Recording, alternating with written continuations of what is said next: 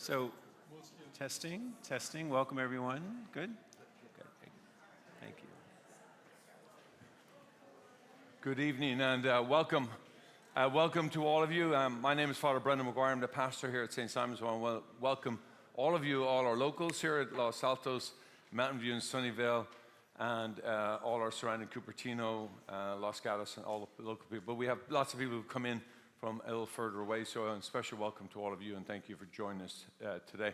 We also have about 100 people or so online, so welcome to all of you. Thank you for joining us live stream. It's great to have you. Delighted that you're able to join us live. And for those who are watching this later tonight or tomorrow, I'm delighted that you're joining us, and hopefully you might consider coming in person tomorrow or on Wednesday night. Just a couple of quick short housekeeping before we begin. So those of you who need a bathroom at all, before you go to the main doors outside, you take a right, and the bathrooms are down that hallway. So that just makes it easy. And then, of course, you got exits on both sides here and on the back. Thank you for joining us. It's a great pleasure to host Father Kevin. Father Kevin and I have known each other for many years. He's, as you all know, he's been former Santa Clara president, but he's been a Jesuit for 25 years and now working in Fairfield University in Connecticut, and a great friend, and most importantly for our talk tonight, and deeply insightful about the spiritual journey and understanding the heart, understanding how we can come to know God. He wrote a brilliant book called the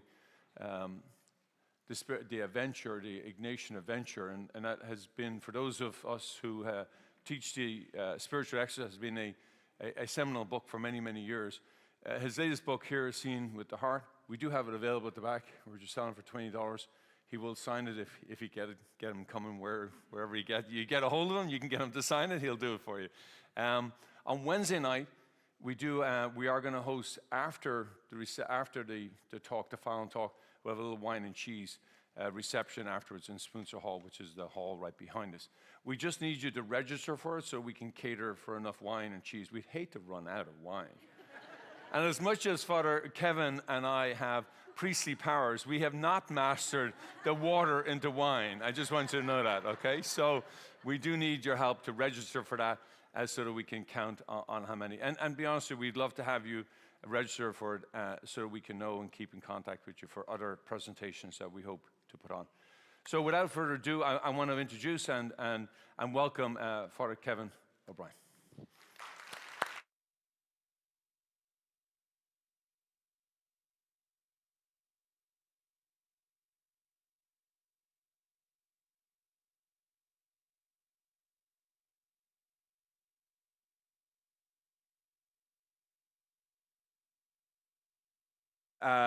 There we go.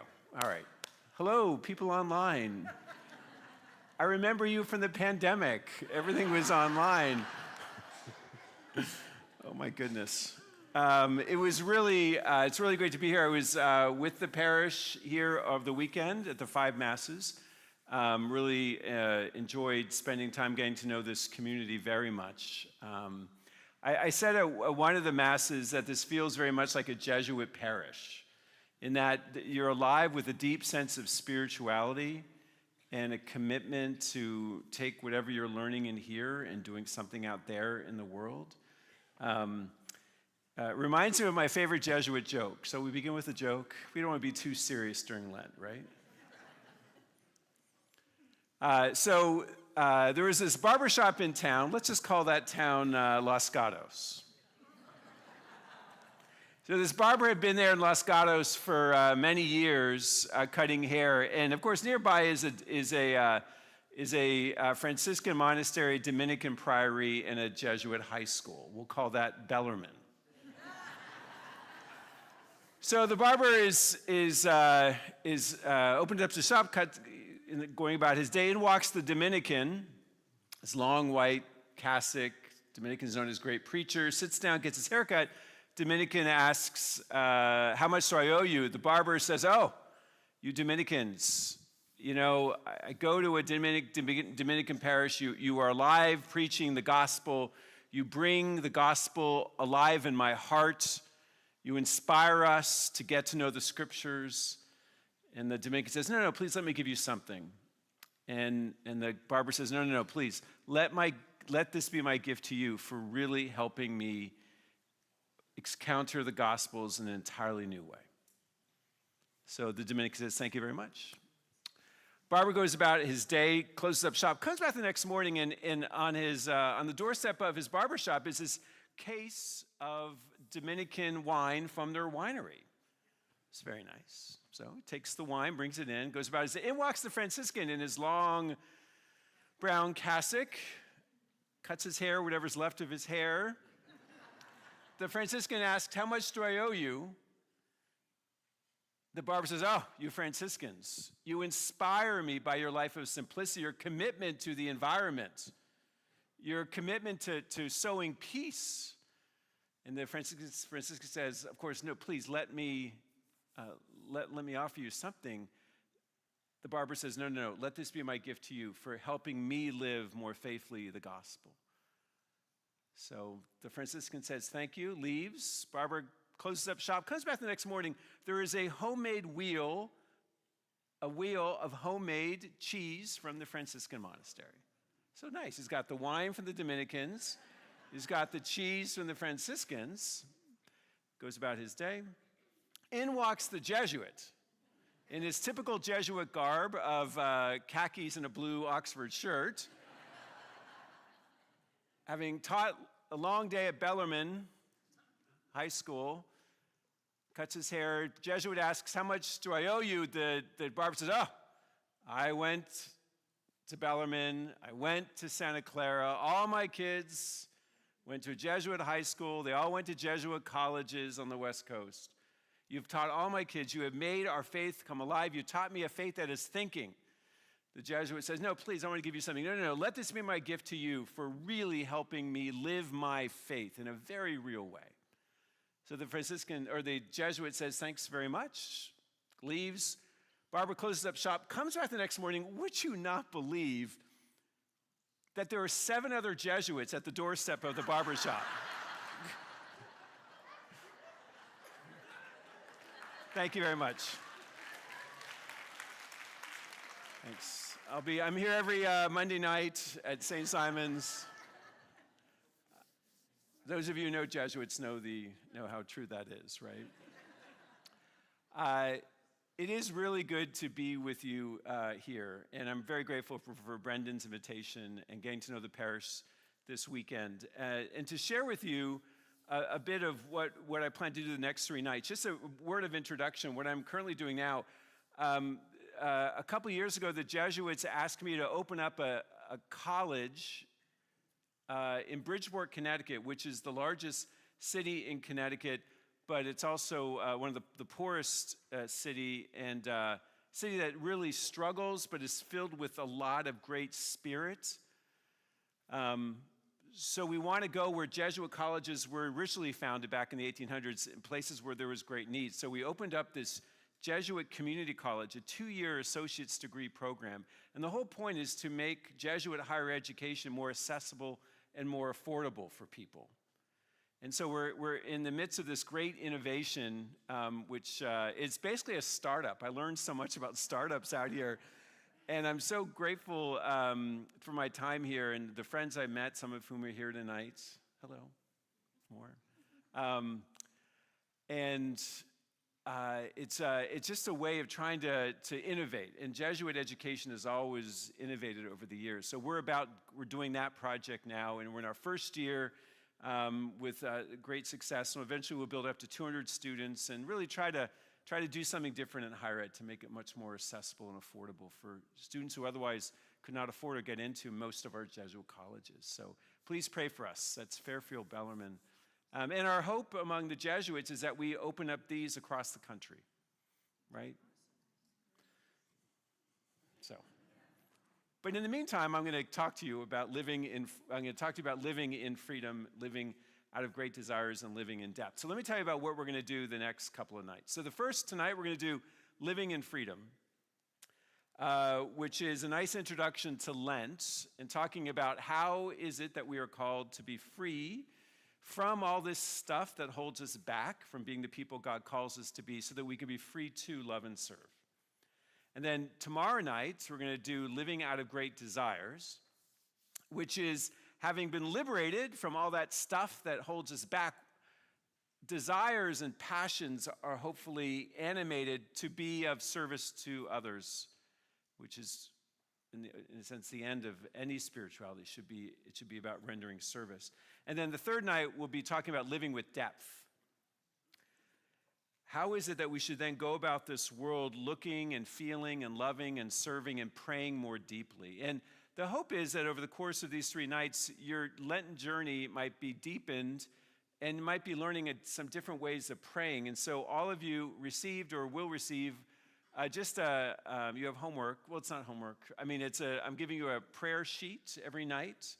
There's a 2-page prayer sheet that you have, and that's stuff that you can take home, and in the course of the next 24 hours, try one of those exercises. There's about 4 or 5 on every night. There's just different exercises, different ways of praying. You know, the Jesuits speak about spiritual exercise, exercising the soul. So that's just a tip. You and God decide what you want to do in the next day, and then come back tomorrow night, and then we'll do this for 3 nights. So thank you. Okay, but first we're going to talk tonight about living in freedom.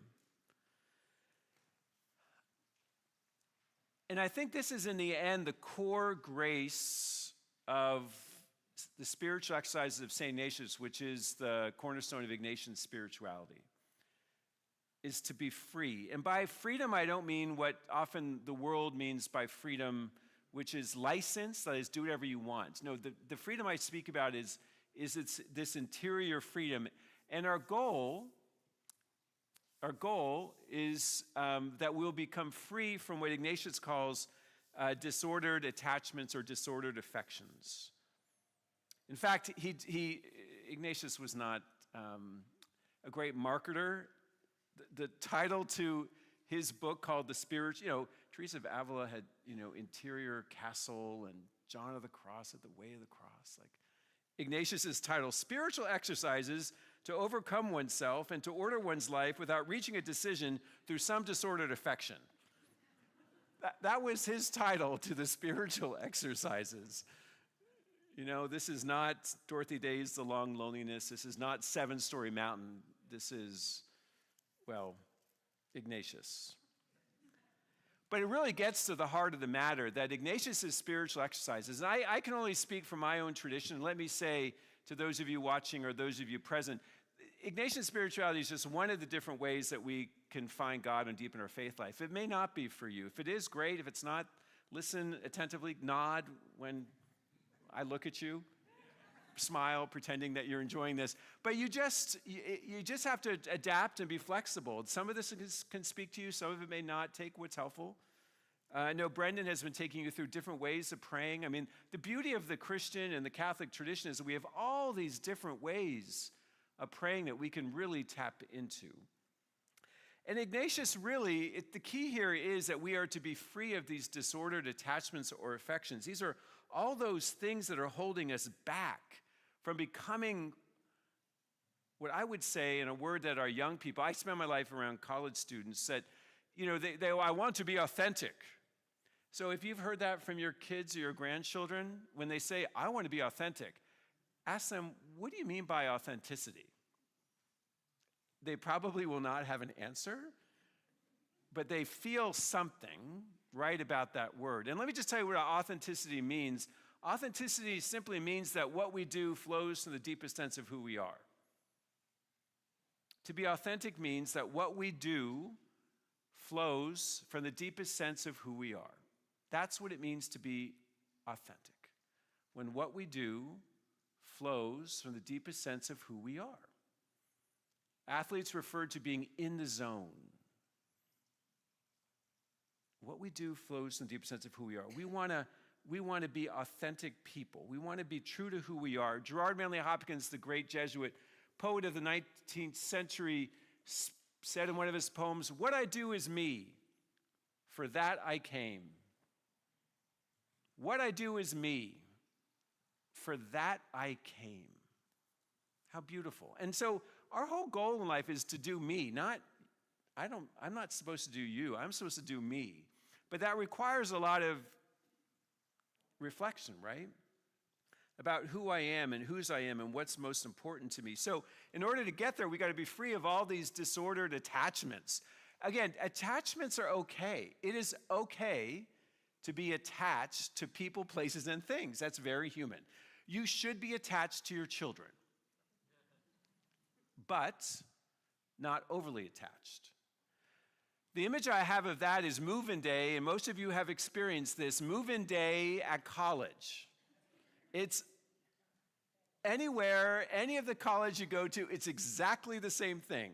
At the end of the weekend, after all the orientation activities, and after that brunch on Sunday, the kids have got to go to their dean's meeting or their floor meeting, and you've got to go home.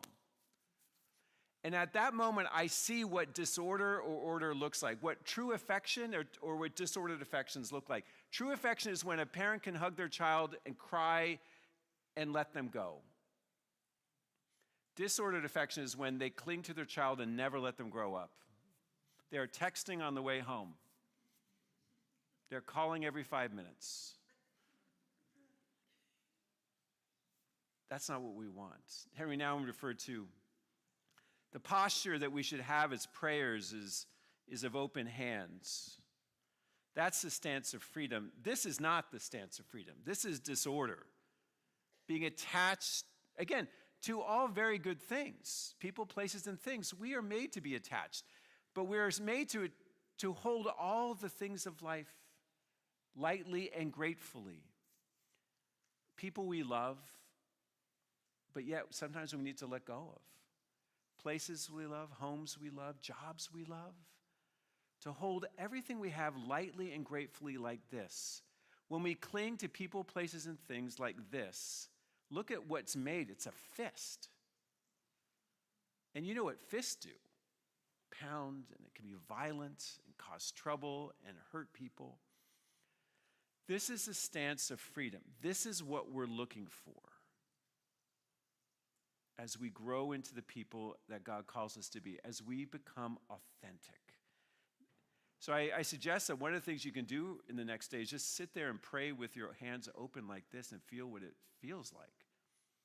The thing about open hands, though, is that when your hands are open, that means things can be taken away from you, right?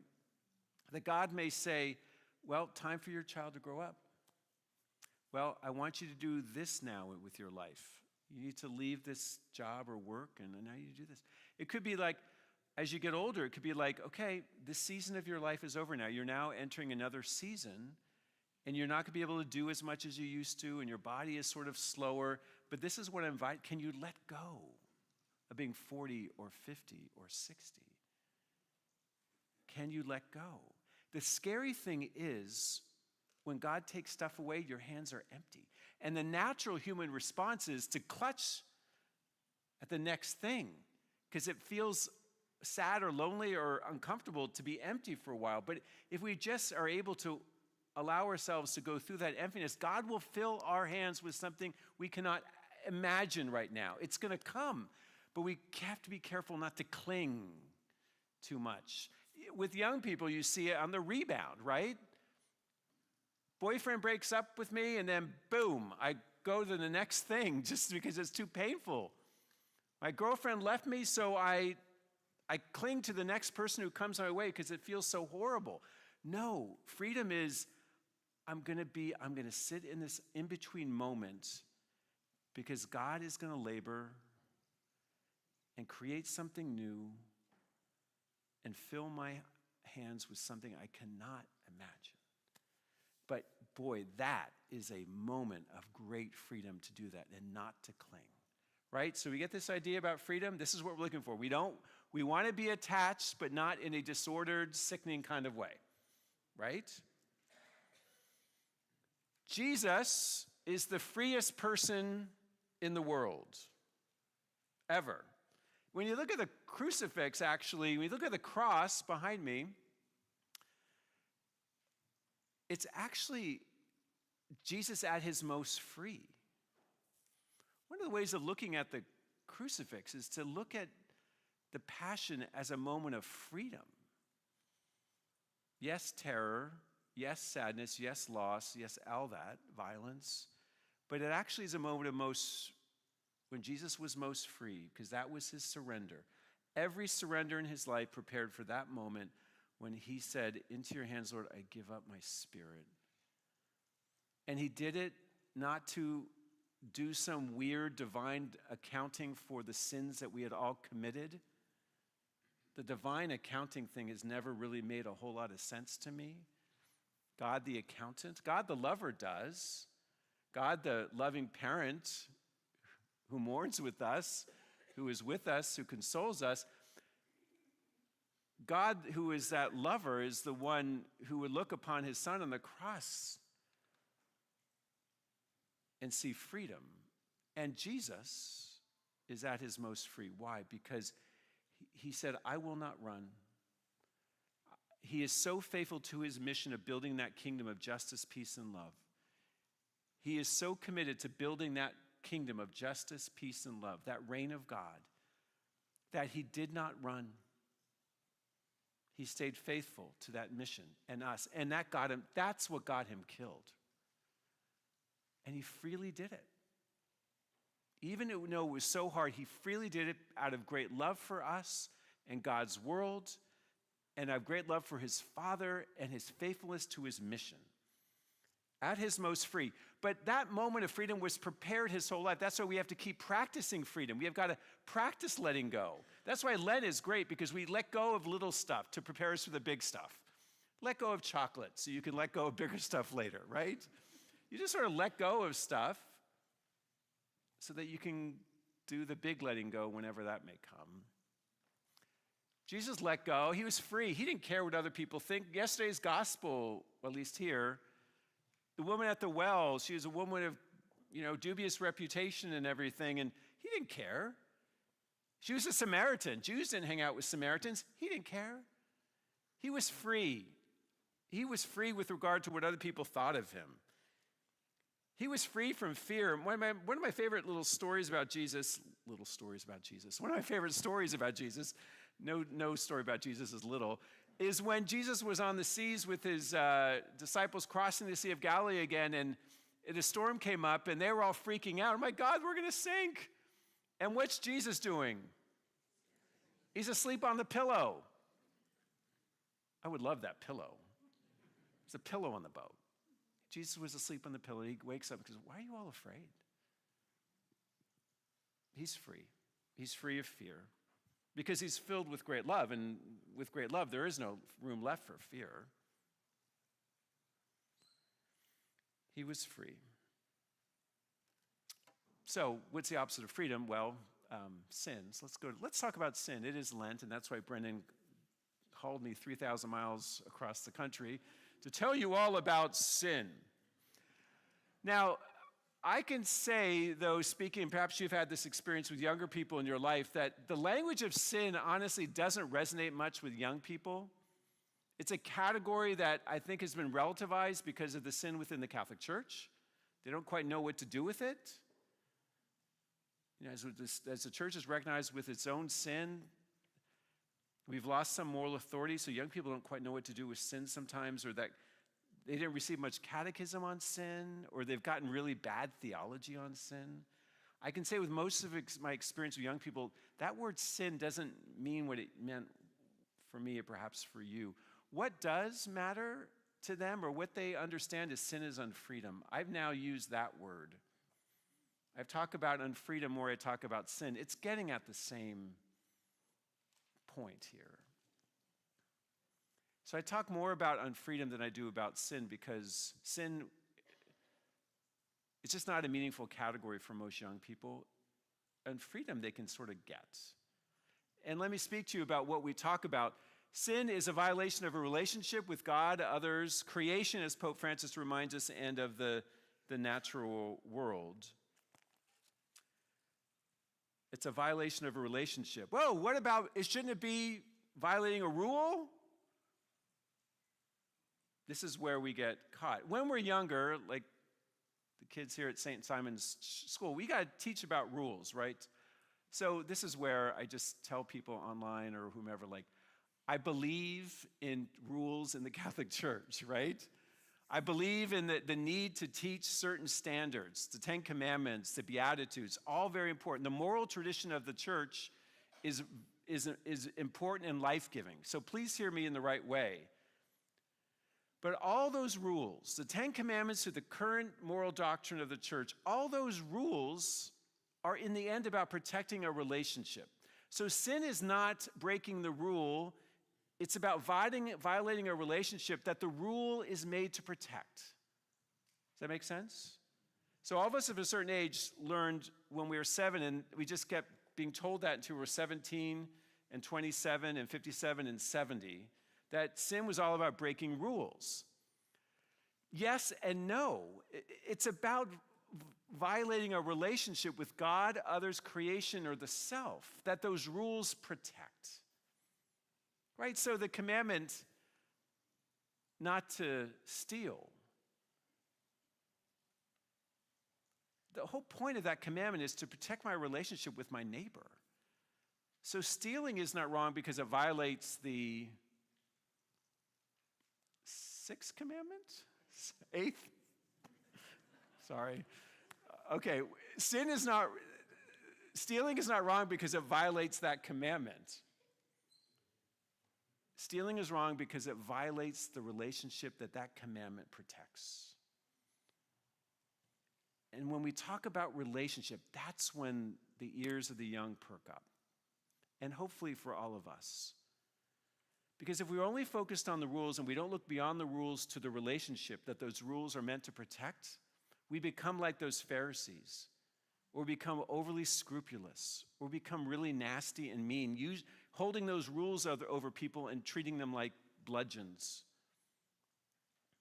But if you and I in this church talks more about a relationship, as Pope Francis does, I think we start to go much deeper into our tradition. And this is the stuff of freedom. This is the stuff of freedom. So I'd like for us to consider for you in your life, where are those relationships which may be suffering? And if they are suffering, if there's strains, if there's breaks, there's the unfreedom. There's some sin if you want to find sin in your life. James Keenan, a Jesuit friend and moral theologian at Boston College, refers to sin as a failure to bother to love. That also goes to relationship, right? Sin is a failure to bother to love. And when you actually listen to Jesus' parables about sin, it's basically mostly that. It's the rich man literally stepping over Lazarus in order to go into his banquet, his feast. He didn't even notice there was a dying man at his doorstep. He failed to see. The Good Samaritan, those 2 religious officials were too busy about important religious things that they looked at the man and said, not as important as going to the temple. A failure to bother to love. And of course, Matthew 25, which makes me shake in my boots. The goats are those who are failed to feed the hungry and give water to the thirsty and visit the imprisoned. Again, a failure to love. And love is all about a relationship, right?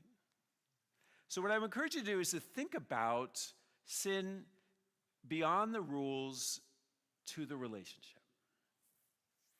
And if we do that, it's just not about me stealing from you or me lying to my friend, right? Or me hurting the environment by how I litter or what I failed to do, how I failed to love the environment by, a variety of ways, right? But if it's all about relationship, then it's just not me and you. It's actually we're in this web of relationships. So that's why the church speaks about structural or social sin, that we are caught up in this relationship of sin, or call it unfreedom. That our relationships as a society are strained. Patrick Otwama, who is a great Irish theologian, says, if we are to tell the story of sin, we must tell the story of sin we live in, not just the sins we commit. If If we are to tell the story of sin, we must tell the story of the sin we live in, not just the sins we commit. The sin we live in. That's what really, I think, original sin is ultimately. It's the stuff we live in. And sometimes, this is why the conversations about race and racism over the last year has been really, really helpful for us, because we've been learning about understanding the unconscious biases and stuff that we just are part of the ether that we haven't been reflecting upon. And when we reflect on it, we realize, oh my gosh, yes, I see it now. Whether it's systemic racism or environmental degradation or economic injustice, it's the sin we live in, those sinful structures, all built on relationships that just get passed on one generation to the next, or we all contribute in small ways, but together become really big. The gap between rich and poor in this country and in this world just grows. There's something unfree about that, sinful about that, right? So there's these layers, but it all is about relationship, because any society is built on a web of relationships. So let's consider those relationships that we are a part of and then ask, well, how are they doing with my spouse, with my kids, with my community, with the church? Because in the end, I want us to think about, again, that word authenticity. Remember authenticity? So when your grandchildren come home from college, your son or daughter, oh, you want to be authentic? What does that mean? And they look at you blankly, struggling for words. You can say, oh, you want to be authentic when what you do flows from the deepest sense of who you are. That's our goal here, right? So we ask the question, not simply, what sins did we commit, but who am I becoming as a person, or who are we becoming as a society? That's our hope, right? Who are we becoming? What kinds of selves are we making? At one of the early Harry Potter books, it was either 2 or 3. I've forgotten all their titles now. It's been so long. But Dumbledore looks at the young Harry and says, Harry, you are not the sum of your talents or abilities. You are the sum of your choices. So choose well. You are not the sum of your talents and abilities. You are the sum of your choices. So choose well. Hopkins, what I do is me, for that I came. And me is composed of choices. We become what we choose. We become what we choose. Or we become who we choose. So we ask not simply, what rules did we break? We ask, what relationships are we a part of, and how are they doing? And we ask, who is this person that I'm becoming? Who do I want to be?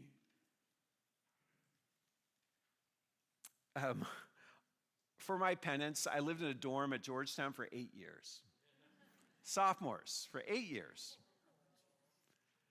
One Sunday night, this kid knocks on my door, says, Father, can I talk to you? Yes. Sits down, and he tells this story. It wasn't confession. He sits down and tells this story about his Friday night, and let me tell you, it was some story.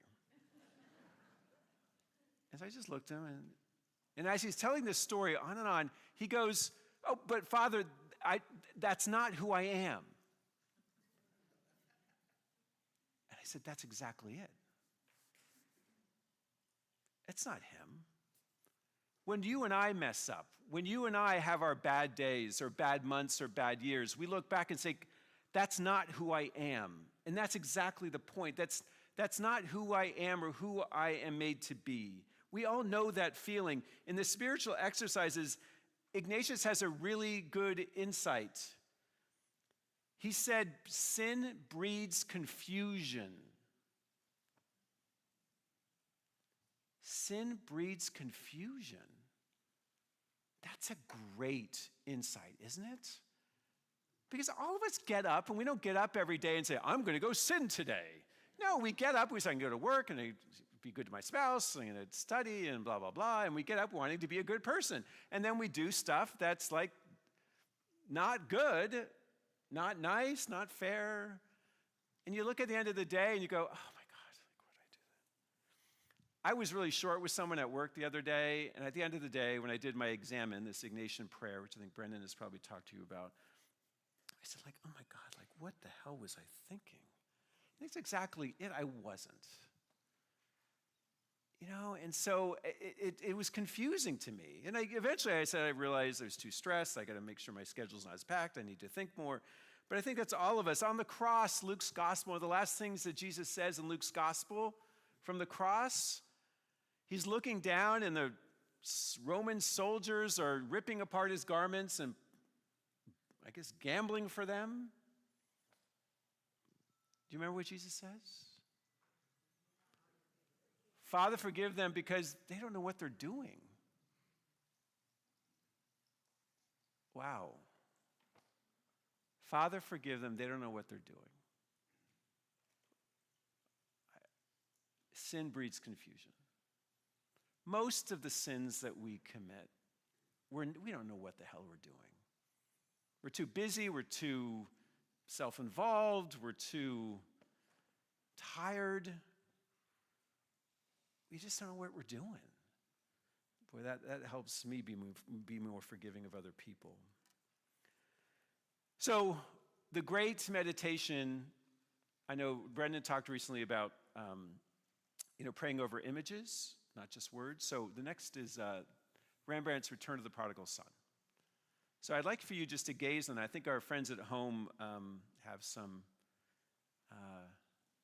access to that painting as well. So this is 1669.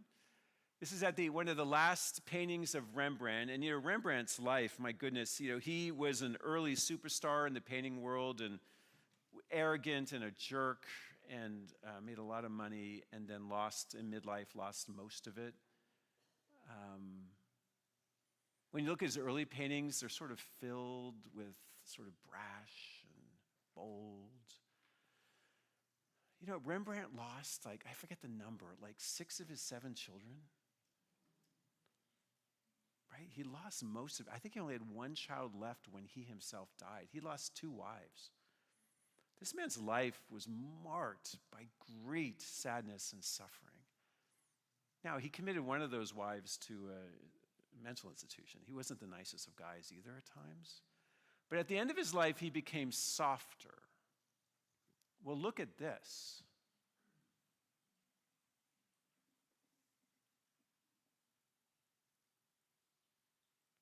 Look how soft that is. So, this is a meditation of freedom and unfreedom. The freest person in that painting, of course, is the Father. So if you gaze upon the painting, it's such a beautiful insight. And Henry Nouwen, by the way, has this wonderful book called The Return of the Prodigal Son. It's great Lenten reading, Return of the Prodigal Son.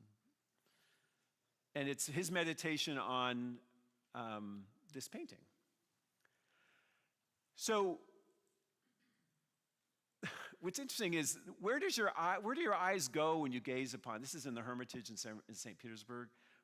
I would love to see it. I will never step foot in Russia these days because I don't want to be jailed for something. But one day I hope to see it. Your eyes go where the light is, and the center of light in this painting is the Father. So the freedom here is the Father's freedom. And he's just lavishing love on the prodigal son.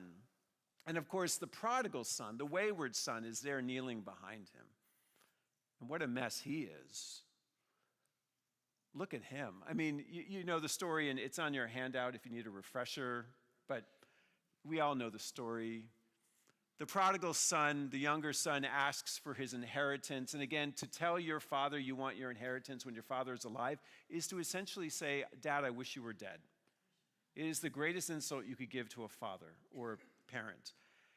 And the father gives him all of his money, and off he goes. And of course, he spends it on all sorts of bad things, and then is left wallowing with the pigs, which of course, Jesus had a sense of humor. If you were a Jew back then, you would laugh at the prodigal son wallowing with the pigs. Of course, Jews would not be around pigs, and that's how low it got. So the son says, oh my God, My father's hired servants are treated better than this. I'm going to go back home and ask for forgiveness, and said, Father, treat me like a hired servant. I'll take that. Because he didn't believe his father would welcome him in his home. He was going to negotiate. So the son comes home, and there he is kneeling, and it's hard to see because you're a little bit removed there, but one shoe is off, and you've got his dirty other foot there. So it's been a long journey, and he's kneeling before. He's in rags. The only sign of his former life is a dagger on his side. But otherwise, he's left in rags. And then his head is shaven. He looks like a baby. So there's like a rebirth sort of thing going on here. And you don't see his face. So Rembrandt, interesting, Rembrandt is not pointing you to his face. Is it Rembrandt as a younger man? All we see is the father's face. And if you're able to look at that closely, the father is there's no scolding. In the parable that Jesus tells, he doesn't say, where the hell's my money? What the hell did you do with all that? What did the father do? Welcomed him home. And that's symbolized by these outstretched arms. Speaking about, remember the palms? Open hands. The sign of freedom here is the open palms. They're not just like this, but they're embracing someone. You don't embrace people like this. You hit people like this. You embrace people like this. Remember, we're practicing open palms. Well, look at how open those palms are. And if you looked really, really closely, you will notice that the hands are actually different. The left hand is a masculine hand. It's sort of bigger and thicker. And the right hand is a feminine hand. So Rembrandt is saying this is both the father's and the mother's love. How beautiful is that? Interesting take on Jesus and the prodigal son coming home to the Father, to God, who is both God the Father and God the Mother. Oh my goodness, how beautiful is that, right? So, the Father is just so free with his love. There are the open palms. So free. The son, the younger son, he's growing in freedom. He hit rock bottom. Those of you in AA or know people in AA, you know what that's like. You get that rock bottom moment. That is a moment of truth and hard-earned grace, but it's free. The son is growing in freedom. He's not there all the way because he still thinks his father's going to hit him when he comes home. Treat me like a hired servant. He actually doesn't believe enough that his father would welcome him like this. So he's not entirely free. He needs to let go he needs to forgive himself more. But he's getting there. He's coming home. So there's growing freedom. The most unfree person in this painting, of course, is on the other side, which is the elder son, which we know is the elder son because he's wearing the red cloak of his father. Look at his hands. Like this. Closed. He's scowling. He's left outside. Now, it's a little bit, this is a different snapshot in the parable, because remember, the son comes home, and what does the father do? Throws a party. And the father's got to come out and try to grab the elder son back in the party. Come on, enjoy your younger brother's home. And the elder son is stewing. I was here all along. Why didn't you do anything? What about, I was here. Why don't you love me? I love you, son. But he's getting all the attention. He's full of resentment. And you can see it in this painting. He's looking down on him. He's stewing. He's closed off. He is not free. The father's trying to love him into freedom, but cliffhanger, right? Jesus gives us a cliffhanger at the end of the parable. It closes with simply the elder son is outside, and we don't know whether he goes in or not. What would we do? Where are we? The actual center of the painting is that dark space in between. And there are figures in the dark space. There's actually 4 of them. It's hard to see. But you can see a couple of figures there in between. That's you and me. Rembrandt, brilliant. He says, well, that's us, and we have to choose. We're going to go the elder brother. We're going to go with the younger brother and the prodigal father, the father who is lavish with his love. So we have to choose. There you are. So the next day you can go home and Google this painting and just look at it and say, well, you're right in the middle. Where do you want to go? Be honest with yourself. Where are you these days? I'm more elder brother now. Now I know what I want, but I can still, that resentment or judgment. We're invited to choose. And I know we want the Father's love. And we want that festivity. I think what would really help the church rejuvenate and experience what Pope Francis talks is the joy of the gospel. The joy of the gospel is if we recaptured festivity in the church more, celebration. And you are blessed here because just if I tasted yesterday, even during Lent, there was a taste of celebration and festivity in this place. You're blessed here at St. Simon.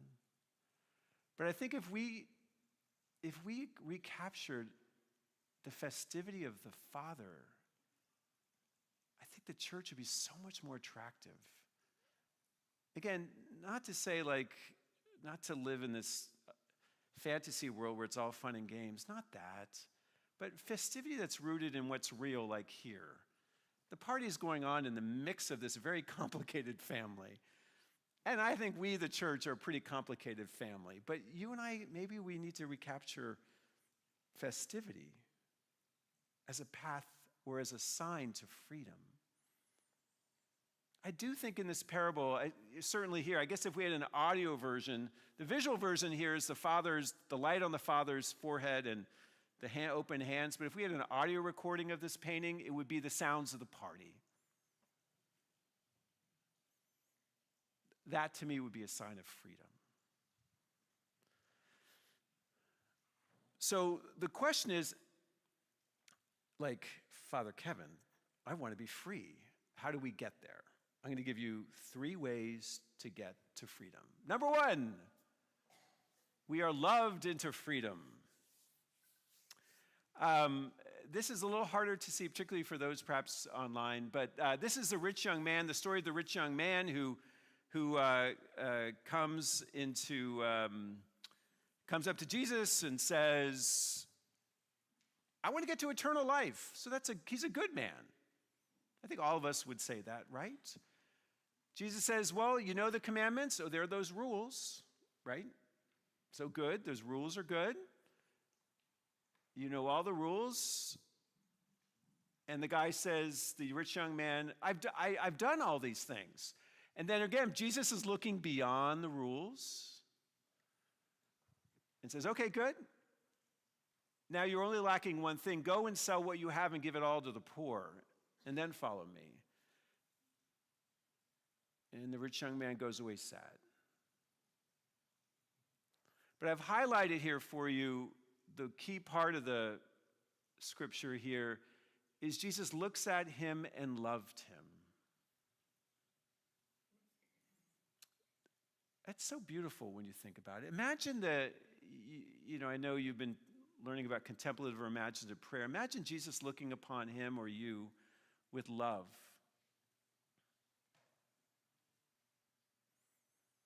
And it's like Jesus sort of knew, this is going to be too hard of an ask, but I'm just going to tell him anyway.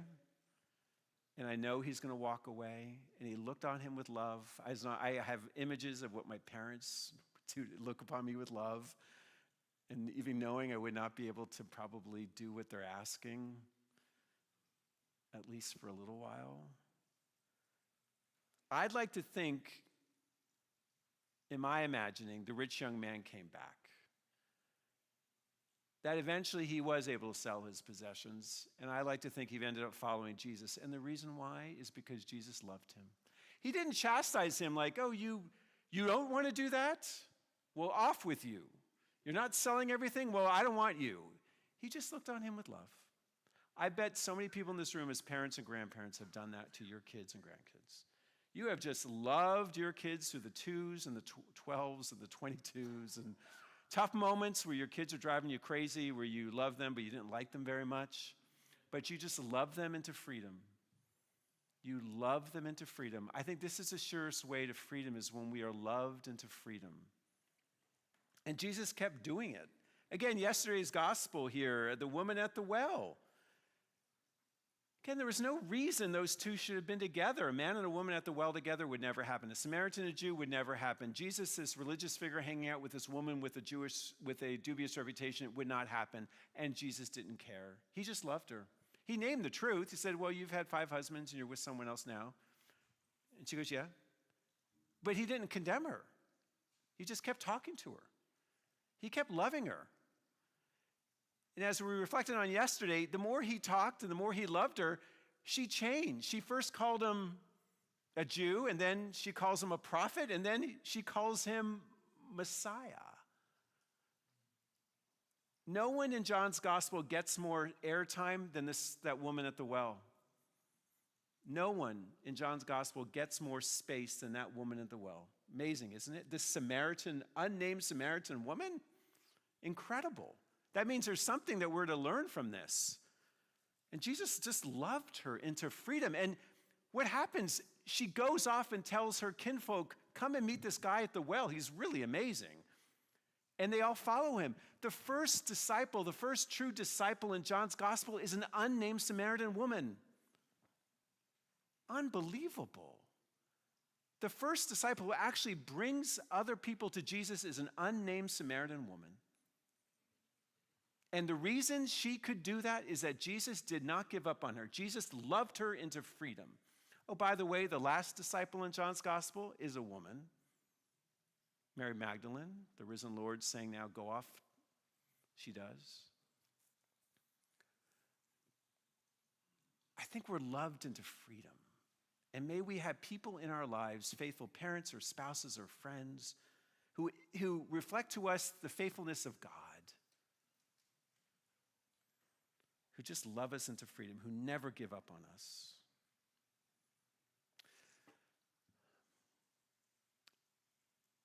However, there is another way of growing in freedom, and it's not fun, so be prepared. Getting knocked off your horse.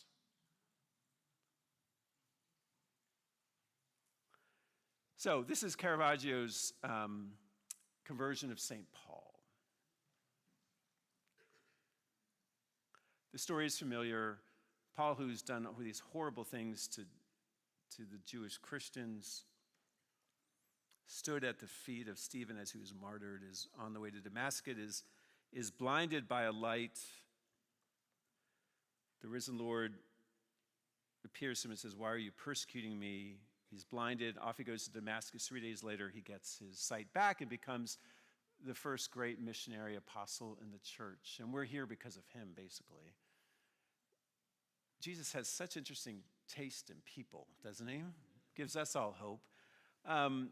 But this is a typical scene. It's borrowed from Michelangelo, but the typical scene here of Paul. Now, stay tuned. I'm going to show you another version Caravaggio wrote a year later. I'm going to show you that tomorrow night, so come back. But you can see that by the way, there is no horse in the scriptures.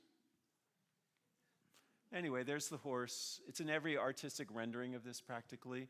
And he's off of his horse. He's in the ground. Look at his hands. Again, for Caravaggio, by the way, you follow the light, and the light leads you to the figure on the ground, which is Paul or Saul. And he's covering his eyes, and he's full of fear, and all these people are freaking out around him. Caravaggio, I just love, he's my favorite because his life was a mess. He knew the Franciscans very well. He knew the Jesuits a little bit, but his painting is very Ignatian. Lights and shadows and a deep understanding of the human condition because Caravaggio himself was a man of incredible passion, great highs and also great lows. He died on the run, basically, having killed a man. But he had patrons everywhere. He was maligned and loved beyond imagining. And he put all of his complicated human life, his great loves and passions, into his art because he understood the beauty and the frailty of the human condition. So we're going to see more Caravaggio coming. Have you been knocked off your horse? I mean, I have, right? These moments in our life, it could be an illness, physical disability, an end of a relationship. A whole bunch of things life can get hard and unexpected. And we can be knocked off of our horse. Now, at that moment, we have a choice to make. Our hearts, having been broken, can turn inward and cold and hard. Or we can realize the great truth that so many artists and poets and religious people, including Jesus, knew, that sometimes only when a heart is broken does it have room to expand. Sometimes only when a heart is broken does it have room to expand. Does it have room to enlarge? It's sort of like those open hands again, right? So if we seize those moments, and again, AA is really helpful here, what AA has taught, just not addicts, but just all of us about what happens at those moments of rock bottom and what do you need to start doing with your life in order to be free. You can embrace radical honesty. So this is the third way of becoming free. Whether it's a dramatic moment or not, you just be honest. Be radically honest. Name those disordered attachments we talked about. Name your unfreedoms. Name your fears. And name those default settings that are just triggers for you. Name the lies we tell ourselves. It's beautiful. John's gospel, the devil's referred to as the father of lies. This is why confession as a practice is so helpful in the Catholic Church during Lent. So, take advantage of it here. You have very gentle confessors, I'm told. Very gentle.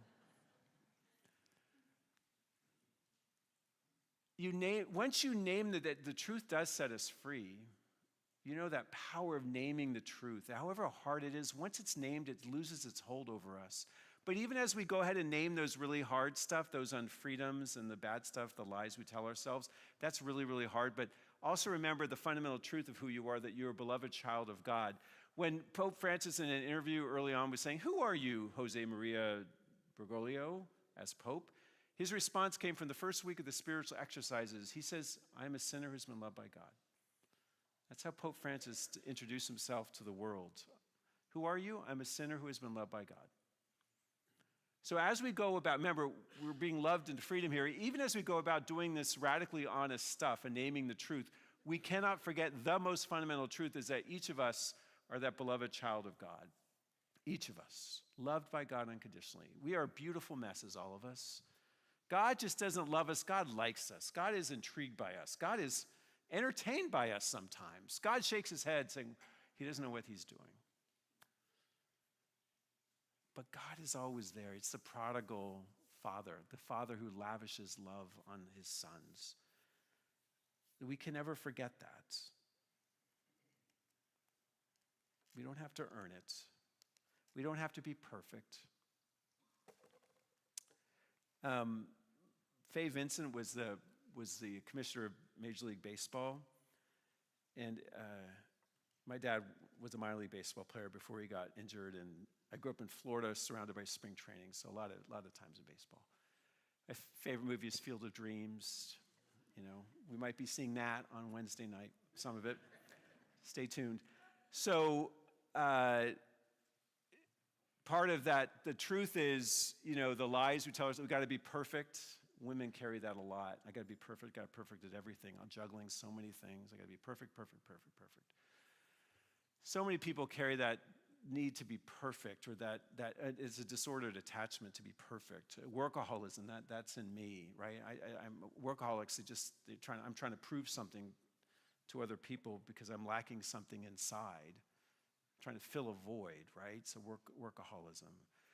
all this is fueled by this perfectionism streak that in order to be loved, we need to be perfect. Well, Fay Vincent, again, the former commissioner of baseball, said this, which I just think was so beautiful. He said this: baseball teaches us how to deal with failure. We learn at a very young age that failure is the norm in baseball, and precisely because we have failed, we hold in high regard those who fail less often. Those who hit safely in 1 out of 3 chances and become star players. I also find it fascinating that baseball alone in sport considers errors to be part of the game, part of its rigorous truth. You're a superstar if you hit 1 out of 3 times in baseball. Imagine if we treated each other at work or at home like that. I emptied the dishwasher 1 out of 3 times, honey. Oh my. So let me conclude just one last image, and then I'm going to play for you something. This is Caravaggio again. Go home tonight. You can meditate on Rembrandt and meditated on the calling of St. Matthew. This, by the way, is Pope Francis's favorite painting. It's in the Church of San Luigi in Rome. He viewed this shortly before the conclave that elected him, I believe. So there's the calling of St. Matthew. Matthew, the tax collector, Jesus calls him. So again, with Caravaggio, what's the key? Follow the light. Okay, what's very interesting about Caravaggio, having learned maybe something from the Jesuits, he contemporized the scene. This is, of course, that biblical scene in Jesus' time, but the setting here, if you look at that window up there, it's set in a Roman cellar. So he takes this biblical account and puts it in a contemporary Roman, of his time, a Roman cellar of the 1500s, which is pretty cool. So he's saying, basically, this is you and me here. All right, so this is hard to see at a distance, but there's Jesus on our far right there, and of course, his face is lit up, and there's a very faint halo above his head. And then the next point of light you see is Jesus' hand. Caravaggio is a great lover of Michelangelo, but he did something subversive here, which I think is fantastic and instructive for all of us. On the ceiling of the Sistine Chapel, we have that beautiful moment of creation where God is reaching out, touching Adam's finger. Well, would you believe that instead of taking God's hand at creation, Caravaggio puts Adam's hand on Jesus' hand in this painting, emphasizing his humanity, not just his divinity. Again, very down to earth. But you follow the hand, and it goes across, you follow the shaft of light, it lands at that person in the middle with the beard. And if you look at his 2 hands, one hand you can see pretty visibly, it's pointed at himself as if to say, me? You're calling me? But which is a little hard to see here is his other hand is still on the table, and it's grabbing the gold. And if you look at his legs, and it gets hard to see at a distance, and it's a little bit obscured, his legs are like sort of getting up. They're bent. Like Rembrandt, we're caught in between. And I'm going to ask you to consider tonight, what are you holding on to that you're not letting go of in order to become the person that you're called to be? What I do is me, for that I came. So what are you holding on to tightly? What are you grasping to tightly so that you're prevented from becoming the person you are called to be at whatever age you are? What are you holding on? What gold are you holding on to tightly? Because that other finger, no doubt, is pointing at yourself like, I want to follow you. We are caught in between this place, right? My prayer for you tonight is from Thomas Merton. It's good to have a sense of humor. Good shepherd, you have a wild and crazy sheep in love with thorns and brambles. But please don't get tired of looking for me. I know you won't. For you have found me. All I have to do is stay found. You'll find that in my book. It's a lovely prayer, right? We just got to stay found. So we've covered a lot of heavy stuff here, right? Disordered attachment, sin. What am I going to choose? I actually want to close tonight with an image of freedom. Again, we should, what are we striving for here? What do we want? What should freedom look like? Well, here's just one image that we're going to show you. It's from Leonard Bernstein conducting the London Symphony Orchestra. It was made famous by Bradley Cooper's rendition here in his movie Maestro. So I know the Oscars are coming up on Sunday, so he's up. So anyway, Bradley Cooper did this unbelievable, almost frame-by-frame imitation of this scene, but this is not Bradley Cooper, this is Leonard Bernstein. And he's conducting the London Symphony Orchestra, I believe in a cathedral in Germany.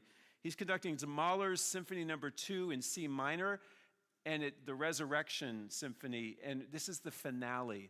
So the reason I show this to you is that not only the music is going to make you feel free inside, but look at Bernstein's freedom. This man is free. And you know his complicated life. He had a very complicated, troubled, amazing life. But at this moment, he's at his most free. So watch this, 2 minutes. Just look at Bernstein's face.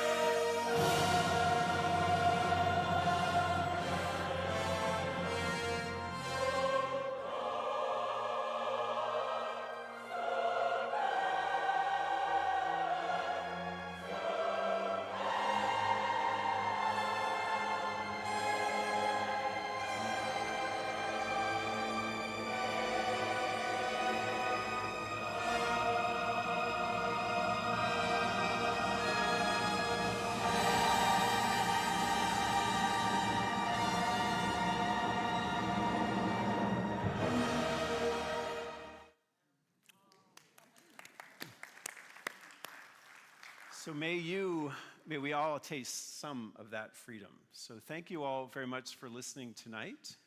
Good. All right, so stay tuned for tomorrow when we look at living out of great desires.